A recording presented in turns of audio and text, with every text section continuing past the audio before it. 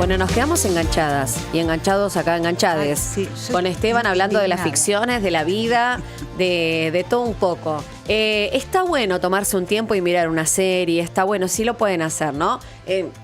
También lo sumábamos esto a qué cosas no nos bancamos en la era de la tecnología, del scroller y Sí. saquen el celular. Sáquenlo, córranlo, dedíquense a una sola cosa. Estamos tan acostumbrados a desayunar e ir haciendo cosas, e ir mirando algo que supuestamente te da placer, tenés que bajar un cambio. Te encontrás con vos misma, o con tu pareja, o con tu familia, qué sé yo, y estás ahí con el celular contestando mensajes. Sí. Pues correlo, ¿no? Hacé una es cosa tan a la difícil. vez. No es tan difícil, Ajá. se puede. Me parece que eso también hay que ponerlo en la Sí, en la pirámide, pirámide emocional. De quien estábamos hablando hoy temprano. Sí. Bueno, chicos, tenemos una invitación para hacerles. Hoy día jueves se va a llevar adelante una vez más Conversaciones entre cronistas, este ciclo que está ocurriendo en Esquina América, ahí en 18 Esquina 71. Fuimos a un par de Esquina América que estuvieron buenísimo, un par de conversaciones entre cronistas. En este caso, quien va a estar hoy, jueves 23 de octubre, a partir de las 19 horas, ahí en 71 Esquina 18, es Rodolfo Palacios. Rodolfo Palacios es cronista, conocido como el escritor de Lampa. Va a estar charlando con Laureano Barrera y con Juan Manuel Manarino. Rodolfo es alguien que sigo bastante. Él escribe no solo para Infobae, sino que ha escrito para muchísimas revistas y portales.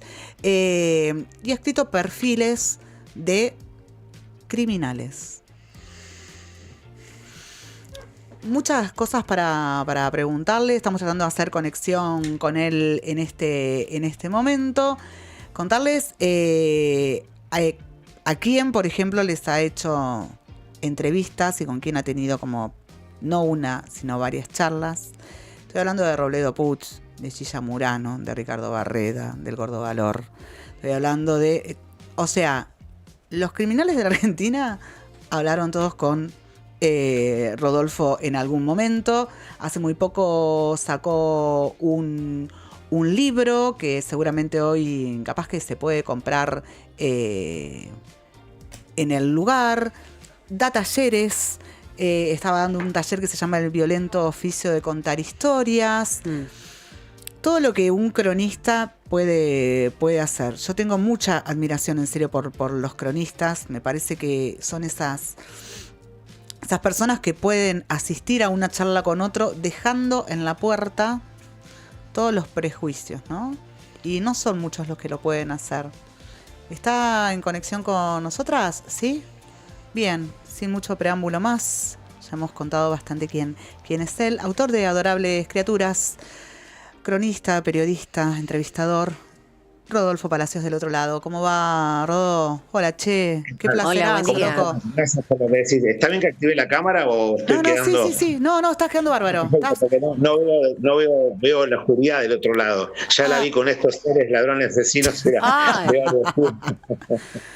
Esperamos no haber cometido tanto delito como esa gente. Che, Rodolfo, primero un placerazo. Te sigo bastante. Mucha admiración por tu laburo.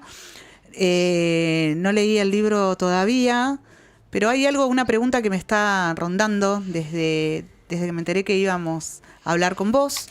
Y lo primero que te quiero preguntar es, yo recién decía, el cronista es esa persona que va a entrevistarse con alguien y trata de dejar todos los prejuicios de lado. Ahora, ¿no? Cuando se trata de asesinos criminales. Ahora, ¿cómo salís de eso? Digo, ¿cómo... ¿Hay algo de eso que te traes? Digo, Robledo Puch. Yo digo, ahí vas a decir algo, Robledo. No, yo digo, salís de eso. Yo en el momento escribo una nota que después me arrepiento porque digo, en una entrevista que me hacen en un diario y dice, y yo cuento que Robledo Puch sigue en mi cabeza, ¿no? Y bueno, cuando hago terapia el psicólogo había leído y nada, no era así. Sonaba más una respuesta más... Pero bueno, en su momento, en el epílogo del Ángel, ahí me sinceré, ¿no? Después de las visitas a Robledo tuve ataques de pánico. No le quiero echar la culpa, ¿no? Pero bueno, era todo muy... El mismo Osvaldo Raffo, que fue el perito psiquiátrico decía, se va a contaminar de tus emociones. Él salía ensimismado, y eso que era psiquiatra y tenía, y había examinado decenas de asesinos, y tenía herramientas y yo no tenía herramientas. Es decir, se sale, cuesta mucho porque cuando uno se obsesiona y se mete, y por más que uno saque los prejuicios, a ver, me refiero cuando estoy ante un asesino, trato de, si yo me sentaba ante Barreda y tenía muy en claro, por más que eso no, digo, yo lo que trataba cuando me sentaba con Barreda, trataba de decir, bueno, estoy ante una persona mayor que es desagradable, pero que bueno, vamos a ver si encontramos un lado humano, que sí, todos, hasta los más malos tienen un lado humano y hasta un lado bueno, y hasta los más buenos tienen un lado malo. Pero lo que trataba era, si yo estaba todo el tiempo, y Barreda mató a la mujer, mató a la suegra, mató a las hijas, las mató con una crueldad, con una frialdad planificado. Si yo iba con eso y me sentaba con él, ya era un enfrentamiento. Entonces lo que yo trataba era despojarme de eso, dejarme llevar por lo que ocurría en ese momento, que a veces es difícil porque uno está siempre buscando declaraciones, algo, pero ahí lo que yo trataba con Robledo lo mismo. Aparte, Robledo eran monólogos interminables que me hacían doler la cabeza, y salía como, a ver, uno atraviesa, me lo decía Sims eso, cuando uno atraviesa oscuridades ajenas, es muy difícil no salir oscurecido. Cuando digo esto, no estoy diciendo que yo salía con ganas de matar, con ganas de robar, sino que salía como muy ensimismado, me sentía ajeno a mí mismo. Y bueno, sigo mucho trabajo en terapia, en tratar de conectar por otros lados, más allá que si ustedes leen mis crónicas, sobre todo en Adorables Criaturas, que es la última, que hoy de hecho voy a llevar algunos libros y bueno. Y en tema de Adorables, uno si lee o si ha leído mis libros, no es que cuento tanto cómo han matado, cómo han robado, eso tiene que estar, pero me detengo más en la cuestión humana o esa complejidad humana, que todos tenemos una complejidad humana, psicológica, lo que sea, pero ellos tienen una complejidad mucho mayor, no han vuelto de donde han pasado, han atravesado un portal. Pero sí, me ha resultado difícil. En el epílogo de Robledo me ha pasado que estaba como ensimismado, que escribía con las persianas bajas. Robledo me decía, hay una película, Juana de Arco, que me hace acordar a mi madre, y yo miraba esa película. Robledo me decía, yo estoy leyendo tal libro, leía ese libro. Iba a un cumpleaños o una reunión de amigos, me decía, che, contame cómo es estar con Robledo. Era como el domador que entra en el zoológico del animal más exótico y la gente sale y le pregunta. Pero bueno, pude salir de eso de Robledo. Antes no podía, mencionaban a Robledo en una entrevista y entraba como que me empezaba a acelerar.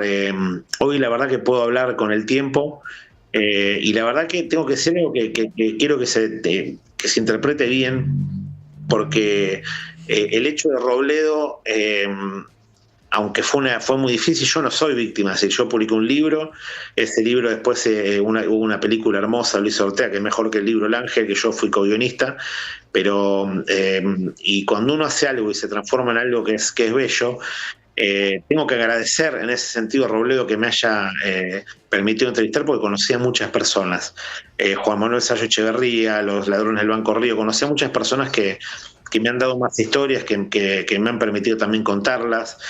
Conocí a Enrique Sims, conocí a muchísima gente,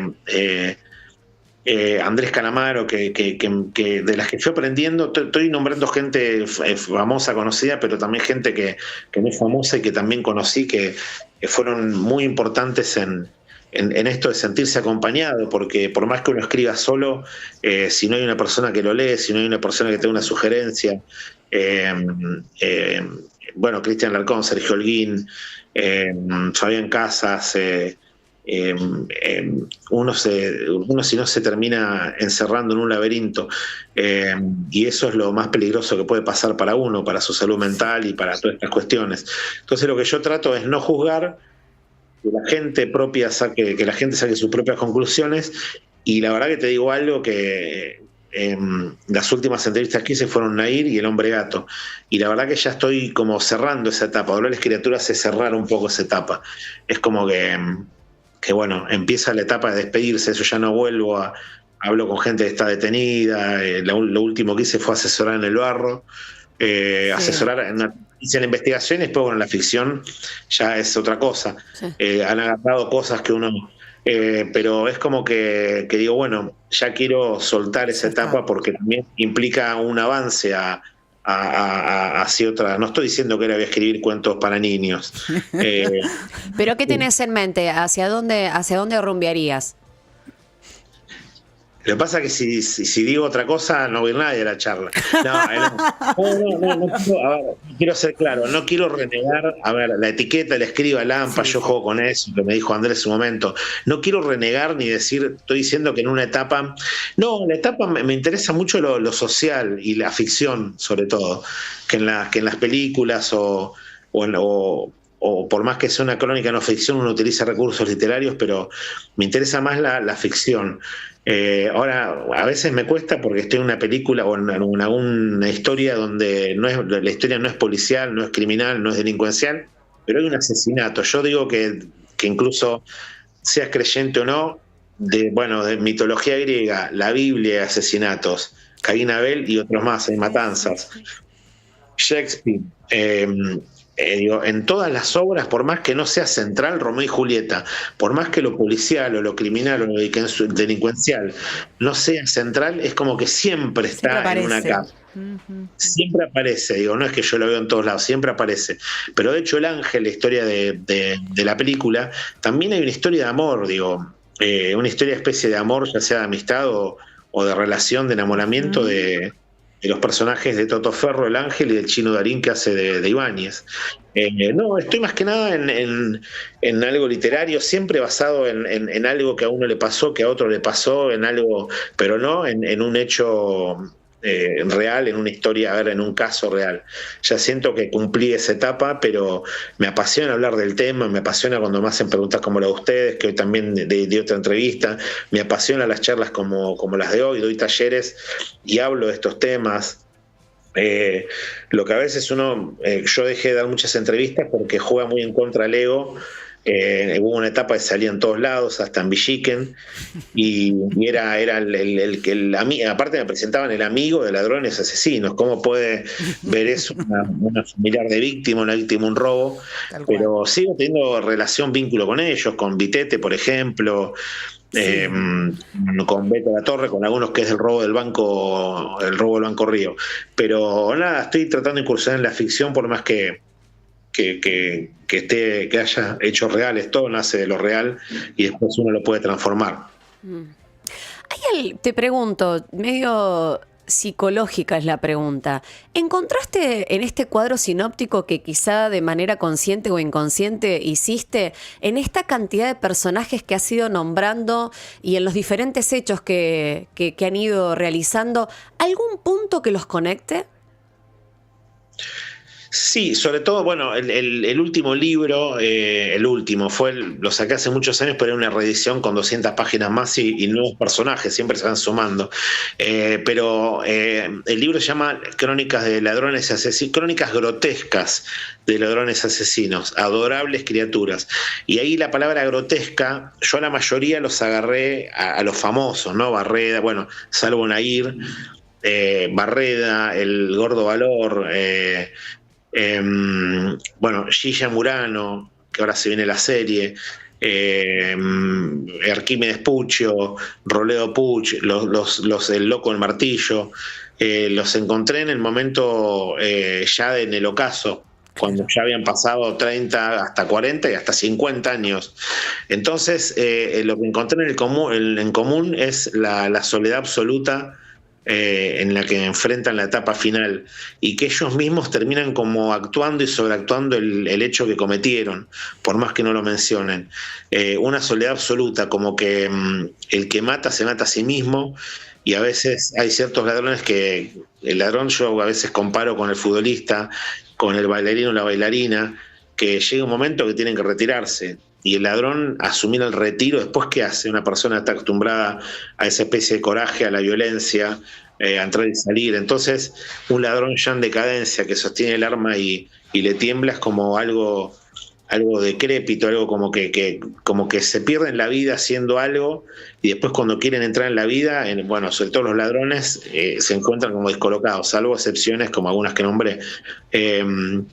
Pero en los asesinos ese es un poco, primero como que se volvieron algunos famosos, quizás yo fui responsable, pues empecé con esto hace ya como 20 años, lamento si fui responsable de eso, pero en realidad es mostrar un poco cómo fue sus vidas después de haber cometido eso.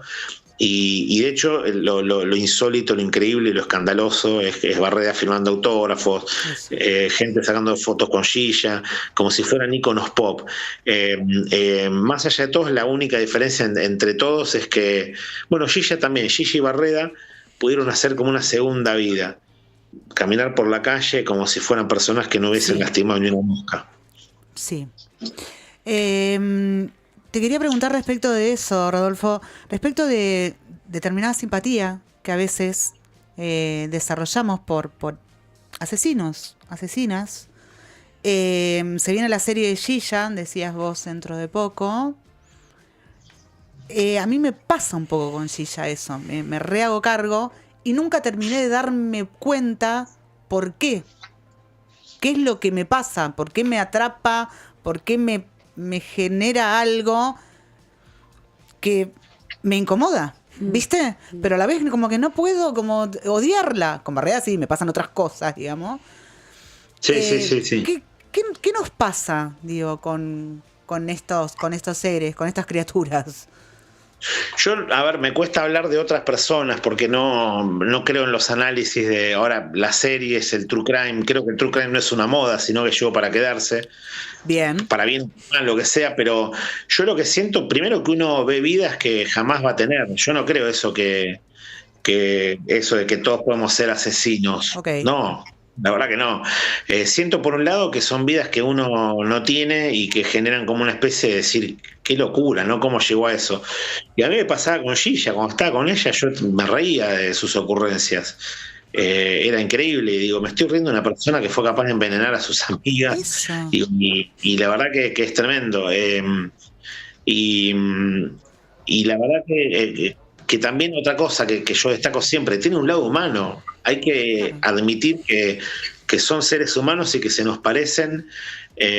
Incluso una persona puede ser absolutamente malvada, no absolutamente, me contradigo, puede ser malvada, casi absolutamente malvada, pero tener un lado humano muy fuerte, conmoverse cuando ve a alguien en situación de calle, ser un buen padre, ser un buen hijo, ser un buen hermano, ser un buen marido, ser una buena mujer, porque es la complejidad humana. Yo trato a veces de no psicologizar, no filosofar, no.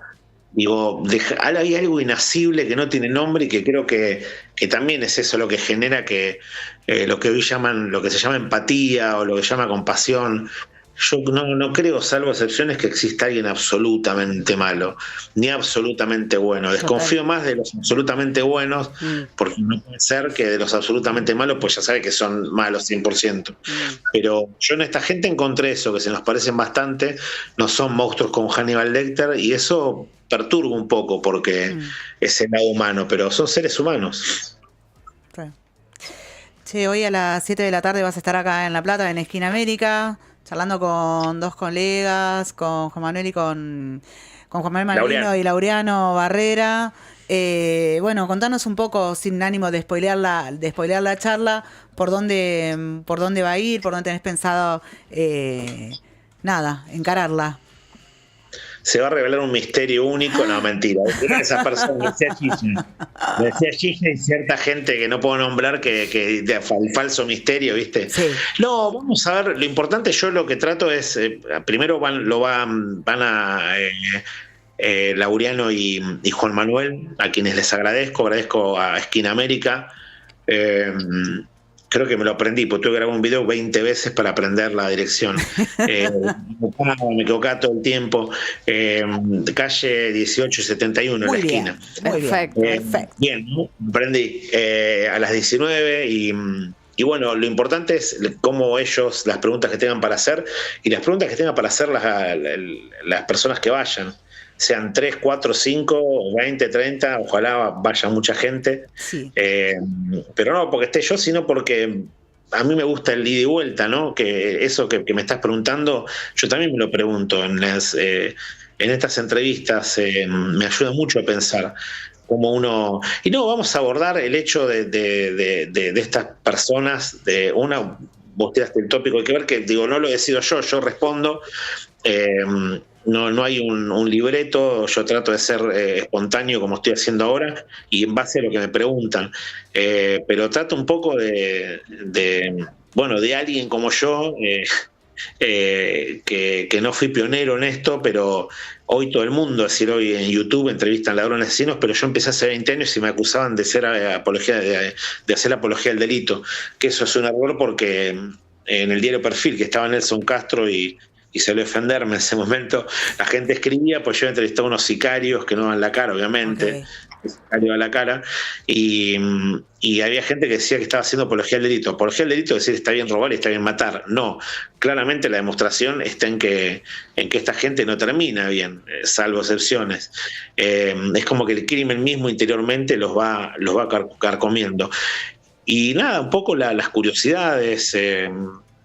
Hay gente que le interesa las anécdotas, sí. Hay gente que le interesa más ir más en profundidad, hay gente que puede preguntar, nada, estoy dispuesto a responder lo que sea, incluso críticas, pero bueno, el tópico de la charla es a lo que me dediqué. Ya hubo 3 colegas a quienes admiro antes, yo soy episodio 4,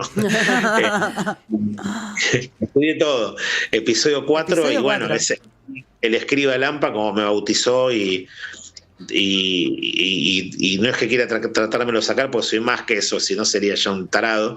Le escribo a Lampa, ¿no? ¿Por qué pude entrevistar a tantos? ¿Y por qué confiaron en mí? Eso es rarísimo, cuando yo nada que ver. ¿Te lo preguntaste alguna vez a eso? Digo, ¿por qué confiaron en vos? Lo voy a responder hoy. ¡Ay, qué bien! No, porque todos los trucos, viste, trillados. No, creo que, a ver, primero porque me ven muy distinto y yo, parezco ya al decir yo es tremendo.